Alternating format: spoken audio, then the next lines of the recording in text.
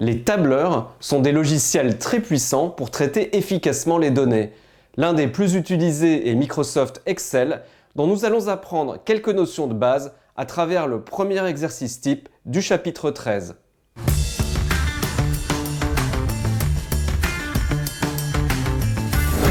Ce qui nous intéresse surtout, et la partie principale de la fenêtre Excel, c'est le tableau que vous voyez là, avec des lignes qui sont nommées par des nombres entiers, 1, 2, 3, là jusqu'à 15, 16, 17, et des colonnes qui sont nommées par des lettres A, B, C, D, E, F, G, H.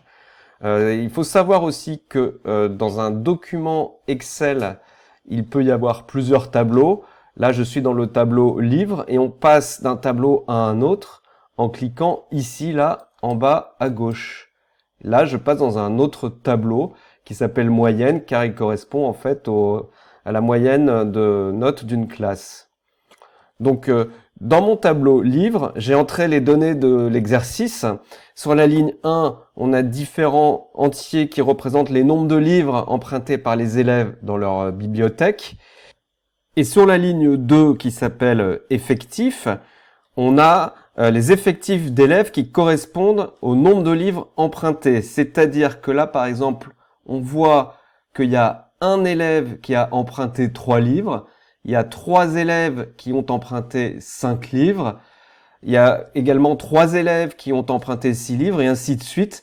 Il y a 2 élèves qui ont emprunté 17 livres. C'est-à-dire que c'est une classe bien littéraire, hein. Les élèves, ils lisent beaucoup.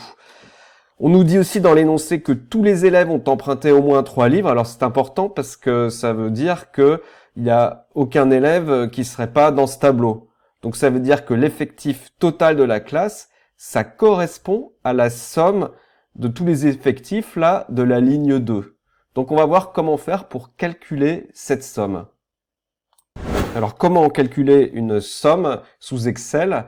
Alors dans notre cas, je vais faire la somme de toutes les cellules qui vont de B2 à H2, c'est-à-dire B2 plus C2 plus D2 jusqu'à H2. Eh bien, je commence par choisir la cellule où je veux afficher ma somme. Là, je vais prendre J2 et je tape égal. Égal, ça veut dire qu'il va y avoir une commande derrière. Et je tape somme, j'ouvre une parenthèse, je sélectionne la première cellule, j'ajoute 2 points, et je sélectionne la dernière cellule pour ma somme.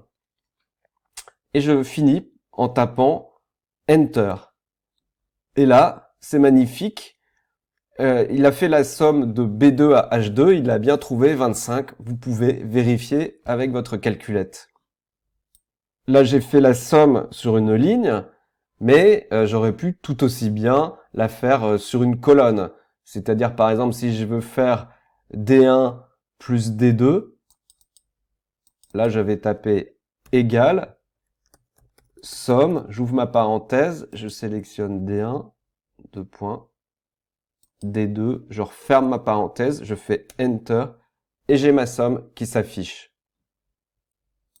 Alors de la même manière que j'ai calculé une somme sur toute une ligne de cellules, je peux aussi faire des multiplications, des additions, enfin n'importe quelle opération entre 2 cellules. Par exemple, si je veux multiplier B1 par B2, je vais faire égal, je choisis ma cellule B1, je fais étoile, et je choisis B2 et je fais Enter. Et là, il calcule le produit B1 par B2. Alors ça peut paraître un peu stupide là de faire ce calcul-là, mais en fait non, parce que on nous demande de trouver le nombre total de livres empruntés. Et ce nombre total, en fait, c'est pas la somme là sur la ligne 1, surtout pas, puisqu'il y a un élève qui a pris 3 livres, et déjà, il y a 3 élèves qui en ont pris 5, donc ça fait 15 livres ici. Mais en fait, c'est la somme de tous les produits entre C1, C2, D1, D2, E1, E2, etc. Donc là, j'ai déjà calculé mon produit pour B1, B2 et je veux faire la même chose pour les autres colonnes. Eh bien, Excel propose d'automatiser ça. Je vais pas retaper à chaque fois égal, choisir C1 étoile C2, mais si je fais ça, il a automatiquement placé C1 étoile C2. Et si je continue d'étirer comme ça ma ligne jusqu'à la colonne H, il continue à faire tous les calculs de multiplication de, par exemple, G1 par G2. Voilà. Et ensuite, si je veux savoir combien de livres ont été empruntés au total, je n'ai plus qu'à faire la somme de tous ces nombres. Et donc, je vais ici et je tape de la même manière que tout à l'heure, somme de, donc là, cette fois-ci, c'est B3 jusqu'à H3. Et j'obtiens 236. Il y a donc eu 236 livres empruntés. On va maintenant calculer une moyenne. On prend là, par exemple, un petit groupe de 5 élèves d'une classe de 3e et ils ont chacun une note. On veut faire la moyenne de ces notes. Eh bien, c'est exactement pareil que pour calculer une somme. Sauf que là, on va écrire égal moyenne. On ouvre une parenthèse, on indique le premier élément à prendre en compte dans notre plage de données pour cette moyenne. On indique le dernier élément, donc là ça va de B1 à B5. Et on fait Enter, et là on voit que la moyenne de cette classe est de 11,6.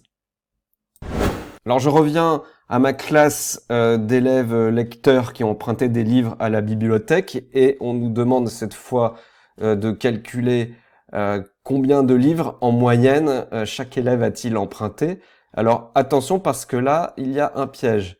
Il faudrait surtout pas calculer comme précédemment sous Excel la moyenne de la ligne 1 parce qu'en fait, ces nombres de livres, il faut les pondérer à chaque fois par le nombre d'élèves qui correspond, mais la moyenne qu'on recherche, c'est le nombre total de livres, soit 236, divisé par le nombre total d'élèves, 25, c'est-à-dire c'est J3 divisé par J2. Donc, si je veux l'afficher ici, en J4, je vais taper simplement égal J3 divisé par J2. Il reconnaît les cellules. Je fais Enter, et là on obtient 9,44. C'est-à-dire que, en moyenne, un élève emprunte presque 9 livres et demi. Voilà, vous avez vu de cette manière la puissance d'un tableur comme Excel. Là, ce qu'on a vu, c'était très simple. Mais Excel a de très très nombreuses possibilités et notamment il permet de gérer des bases de données, de faire de la comptabilité, il permet de faire des graphiques aussi en statistique. Donc il y a là tout un monde à explorer. Donc entraînez-vous sur les tableurs et vous verrez ça vous servira très probablement dans le futur.